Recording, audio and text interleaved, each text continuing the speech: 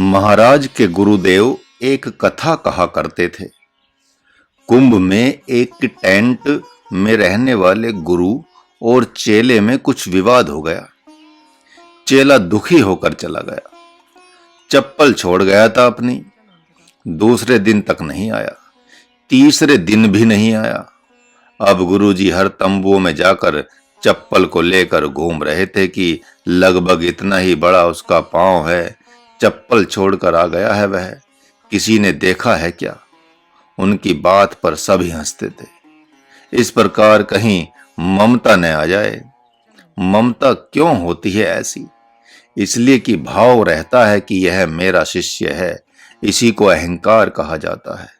इस भाव में कोई अंतर नहीं है कि गृहस्थ कहता है यह मेरा पुत्र है और संत कहता है यह मेरा शिष्य है। वह संत जिसे अभी आत्मज्ञान नहीं हुआ है, उसकी प्रसिद्धि को सुनकर बहुत से वहां पर ब्रह्म जिज्ञासु आ जाते हैं। जबकि शाप और वरदान देने की शक्ति सामर्थ्य आ जाए तो भी नियम नहीं है कि वह उन पर कठोर शासन करे।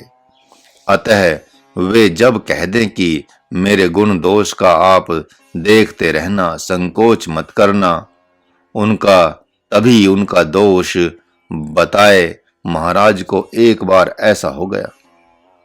ममता हो गई एक शिष्य से सन 1983 में। वहां महाराज की ही गलती थी। महाराज ने कहा, डंडा लाओ। वह लाया और उस छड़ी से बहुत पिटाई की उसकी। महाराज ने गुरुदेव से कहा कि गुरुदेव, आज हिंसा हो गई। मैंने उस साधक की ऐसी पिटाई कर दी जैसे एक अध्यापक विद्यार्थी की पिटाई करता है, वैसे ही मैंने पिटाई कर दी। गुरुदेव ने कहा, हाँ, अच्छी बात नहीं हुई।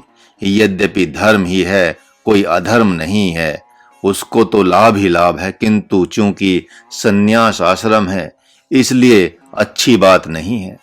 पाप तो लगेगा नहीं, लेकिन हिंसा कुछ प्रकट होगी। इसमें खेद आएगा तुम्हारे को, ग्लानि होगी, और ग्लानि आ गई तो वह भी हिंसा ही है। इस प्रकार अहंकार होने की संभावना रहती है। महाराज ने गुरुदेव से कई बार कहा है कि जैसे कुत्ता भौंकता है वैसे ही मैं साथ साथ रहने वाले साधकों को भौं भौं करके भौंकता हूं कभी कभी। गुरुदेव कहते थे कि घर का स्वभाव है न, अभी अभी घर से आए हो न, बाद में छूट जाएगा। निर्ममो निरहंकार। साधक जब अहंकार रहित होता है तभी ममता रहित होता है।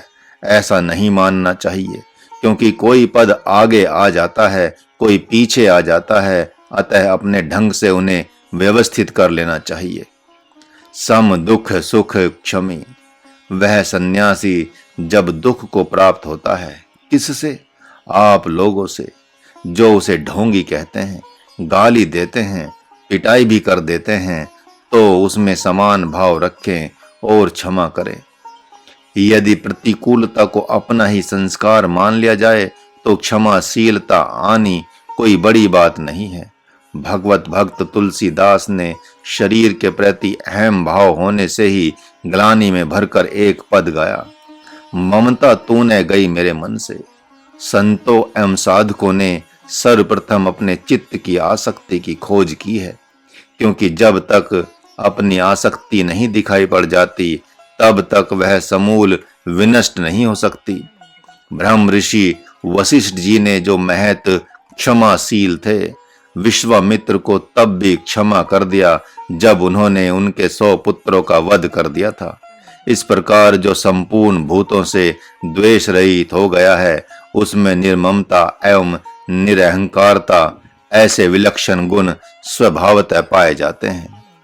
सम दुख सुख क्षमी, अर्थात अपने प्रति बड़े भारी अपकारी के भी अपराध को क्षमा कर देने वाला क्षमी कहलाता है। वह सुख दुख में समान भाव वाला होता है। बलात् सुख और दुख आ जाएगा उसके पास, किंतु वह सुख को सुख और दुख को दुख नहीं समझेगा। जैसे सारे के सारे प्राणी दुख को त्याग करते हैं, लेकिन संत दुख को स्वीकार करता है और सुख का त्याग करता है। वह कहता है कि सुख ब्रह्म का प्रसाद है तो दुख किसका प्रसाद है? राक्षस का प्रसाद है। भक्त भी दुख को प्रसाद मान लेते हैं, लेकिन सुख में सुखी नहीं होते तथा आए हुए सुख का त्याग ही करते हैं। भगवान उन्हें ऐश्वर्य देता है, किंतु जब वे भगवान को प्राप्त कर लेते हैं तभी उस ऐश्वर्य को लेते हैं। आज तक कोई ऐसा भक्त नहीं हुआ है जिसने ऐश्वर्य को पहले से ले लिया हो और भगवान को पाया हो। कितने लोग कहते हैं कि धन से धर्म होता है, लेकिन संत कहते हैं कि धर्म से धन होता है और धर्म से होने वाले धन का जब त्याग कर देंगे तब परम धर्म होता है। जब परम धर्म का अहिंसा का पालन करेंगे तो परम ब्रह्म आएगा। यह क्रम है, इसके विपरीत नहीं हो सकता। लिफ्ट नहीं मिला है आपको कि आप सीधे बैठे और चले गए ऊपरी मंजिल पर।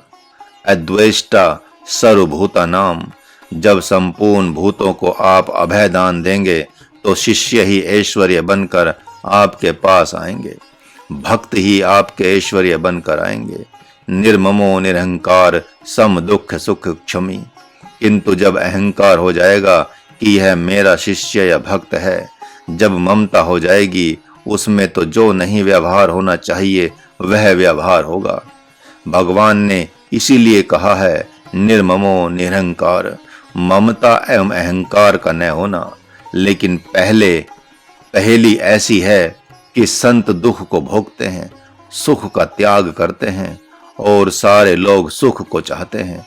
वे दुख का त्याग करने का प्रयत्न करते हैं तो भी सदा सर्वदा के लिए दुख जाता नहीं है और सुख आता नहीं, किंतु संत के पास सर्वदा सदा के लिए सुख आ जाता है, जिसे वे किनारे कर देते हैं और दुख भोगते हैं। शिष्यों को कहेंगे कि मलाई खाओ और अपने घोर तपस्या करेंगे। जो सद्गुरु होगा उसके द्वारा शिष्यों के लिए सहज ही जप तप होता रहेगा। वह कहेगा कि तुम आराम से खाओ पियो सो, विशेष मत करो, धीरे धीरे आगे बढ़ो, क्योंकि एक बार उसने अपना बना लिया है शिष्य को, अतः सदा के लिए क्षमा कर दिया है उसको। अब एक बार क्षमा कर दिया तो क्रोध नहीं करेगा वह, चाहे शिष्य से जितना अपराध हो। अद्वेष्टा सर्वभूता नाम, संपूर्ण प्राणियों को अभयदान दे दिया है वह। अब जिसको सताना हो उसे सताए, लेकिन यदि अभी वह आध्यात्मिक पथ में है और कोई आत्म जिज्ञासु आता है तो उसे मित्र बना लेता है। आगे जब वही ब्रह्म रूप होता है तो फिर क्लैब्यम मास में गमः पार्थ कहता है, अर्थात शिष्य से कहता है कि तेरे में हिजड़ापन कहाँ से आ गया, कायरता रूप दोष कहाँ से आ गया। ऐसी कटु भाषा बोलता है।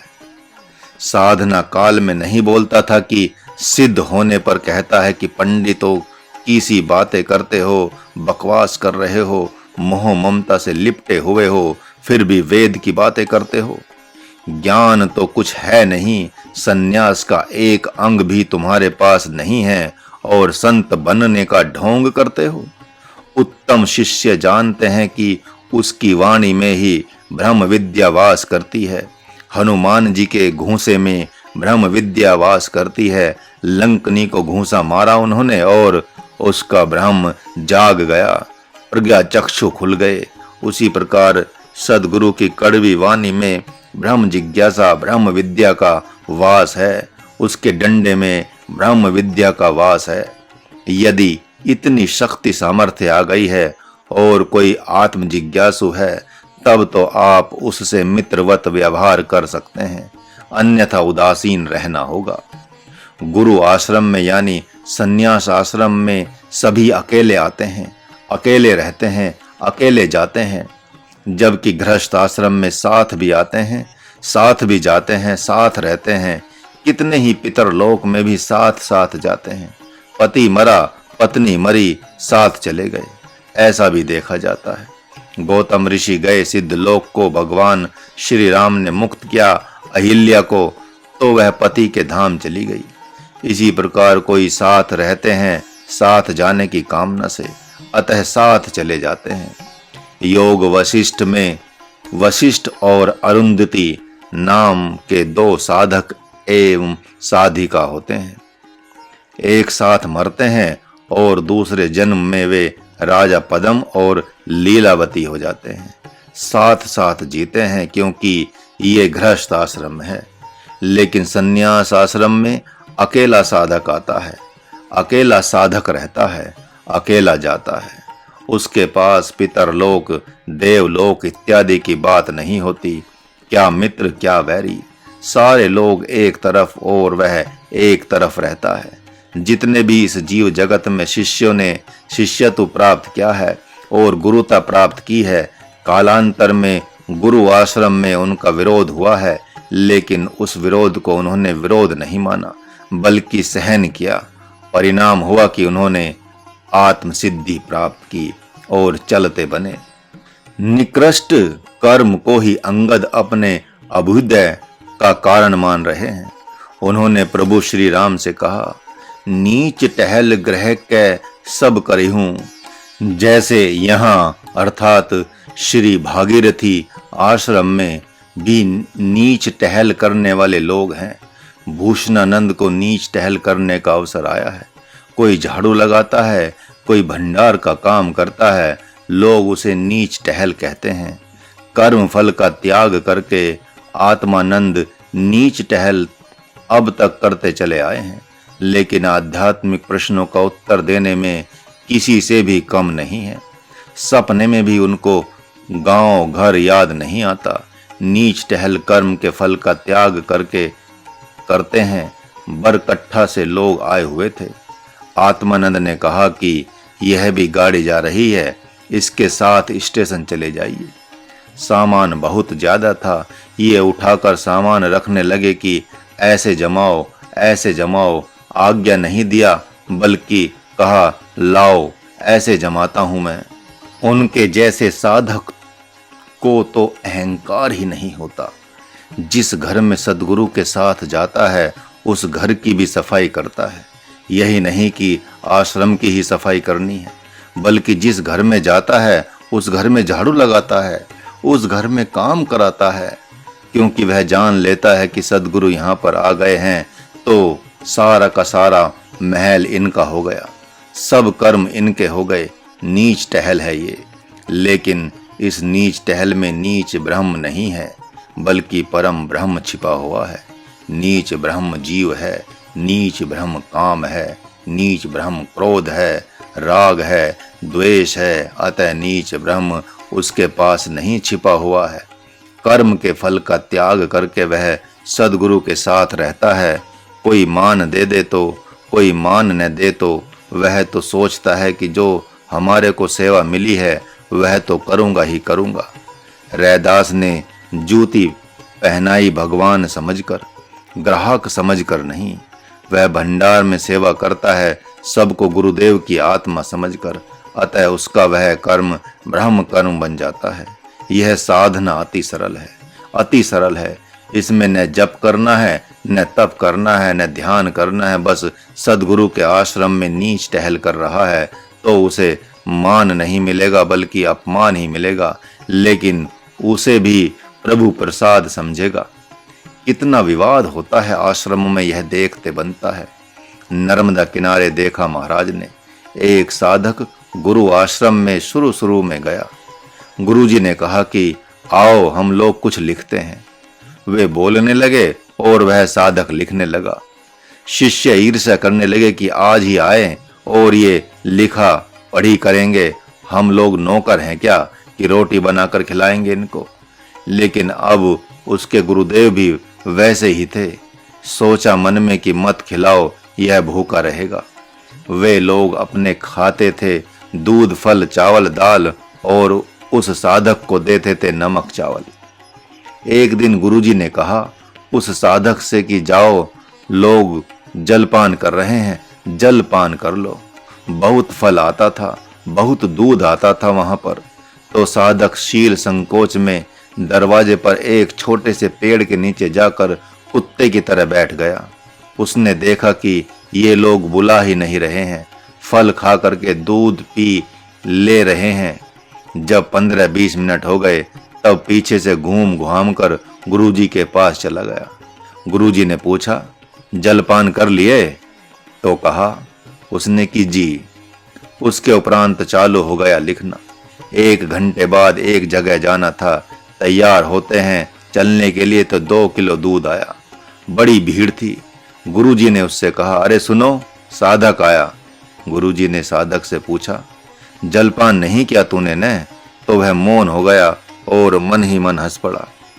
उन्होंने एक बूंद दूध अपने मुंह में डाला, भोग लगाया और कहा कि लो पी लो। वह 2 किलो दूध पी लिया। कितनी रोटी खाएंगे आप? शाम को वे लोग पूछते तो 2 रोटी खा लेंगे, वह साधक कहता, और कुत्ते की तरह लाकर नमक रोटी दे देते थे। वह साधक प्रेम से खा लेता था, लेकिन कभी भी अपने सद्गुरु से उसने कुछ भी नहीं कहा। एक दिन उस साधक का कोई परिचय वाला बहुत धनवान घर का भक्त बालक आ गया। छोटा बालक था, 13-14 साल का। नमक चावल शाम को परोस दिया गया उसको भी। उस साधक ने उस भक्त बालक से पूछा, अच्छा लग रहा है? वह ऐसी प्यार भरी भाषा से बोला कि बहुत मीठा लग रहा है बापू, बहुत मीठा लग रहा है। उस साधक को ऐसी हंसी आई, ऐसी हंसी आई कि हंसते हंसते वह लोटपोट हो गया। अन्य शिष्यों ने कहा, क्यों हंस रहे हैं आप? तो कहा कि ऐसे ही इसने एक बात कह दिया था न, अपने घर की बात कुछ कह दिया और हंसी आ गई। वह कहने योग्य बात नहीं है।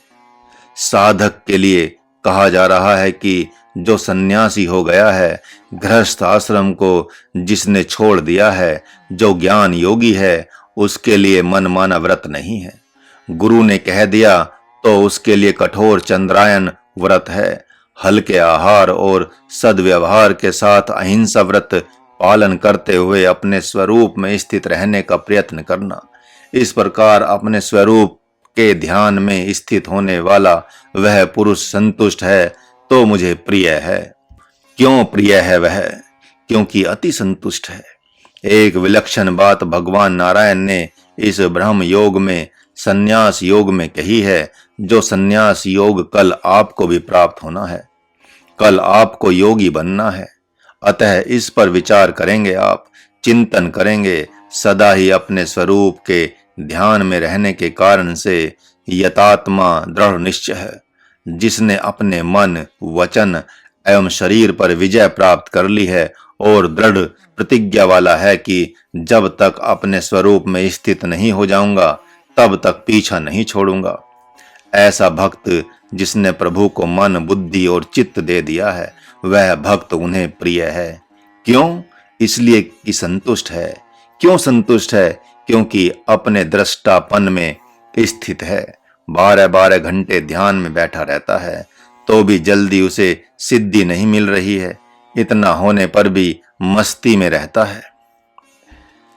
घर छोड़ा आपने सद्गुरु पाया, फिर भी भटक रहे हैं, फिर भी असंतोष है, फिर भी राग द्वेष है, फिर भी छल है और कपट है। विश्वास नहीं होता महाराज को कि आपने घर छोड़ा है। हिंसात्मक वृत्ति आती है मन में, राग द्वेष आदि वृत्तियां भी आती हैं और कहते हैं मैंने सद्गुरु पा लिया। दुख सुख के झकोरों में फंस जाते हैं और कहते हैं कि मुझे सद्गुरु मिल गया। ऐसी बात जचती नहीं। भगवान को मन दे देना, भगवान में मन को आरोपित कर देना, भगवान के अनुसार कर्म करना, यह ज्ञान योग हुआ। यह हुआ कर्म योग तथा यह हुआ सर्व योग। यदि अभ्यास ऐसा न हो पाए तो थोड़ा सा जीवन भगवान के लिए जिए, 10 पैसा। यदि ऐसा भी नहीं हो पा रहा है तो कर्म का फल भगवान को दे दें कुछ समय के लिए, अर्थात कुछ समय के लिए पराशर बन जाएं। वह कैसे? धर्म पत्नी से पराशर ऋषि ने कहा, हे देवी, तुम्हारे साथ रहकर मैं भगवान की आराधना साधना नहीं कर सकता। धर्म पत्नी ने कहा कि मैं बाधा बन रही हूं क्या? पराशर ऋषि ने कहा कि हाँ, तुम बाधा बन रही हो। धर्म पत्नी ने कहा, फिर मैं कहां जाऊंगी? इस प्रकार वह आज्ञा देती नहीं थी। किन्हीं किन्हीं ने अपनी धर्म पत्नी से भी आज्ञा मांगी है, किन्हीं ने बच्चों से आज्ञा मांगी है, और किन्हीं लोगों ने आज्ञा मांगने की आवश्यकता ही नहीं समझी किसी से। आधी रात को चल पड़े, उन्हें भी भगवान मिला। आज्ञा मांगते मांगते पराशर ऋषि को बहुत समय बीत गया। जब बात नहीं बनी तो ऋषि ने कहा कि कोई बात नहीं, 12 साल के लिए आज्ञा दे दो। उनकी साध्वी धर्म पत्नी ने कहा, तो ठीक है, मैं 12 साल के लिए आपको आज्ञा देती हूँ। 12 साल के लिए आप भगवान के हो जाएं। ऋषि ने सोचा कि यदि 12 साल भगवान मुझे स्वीकार कर लेंगे तो फिर प्रभु मुझे इसको नहीं दे सकते। आज्ञा मिल गई, वे चले गए।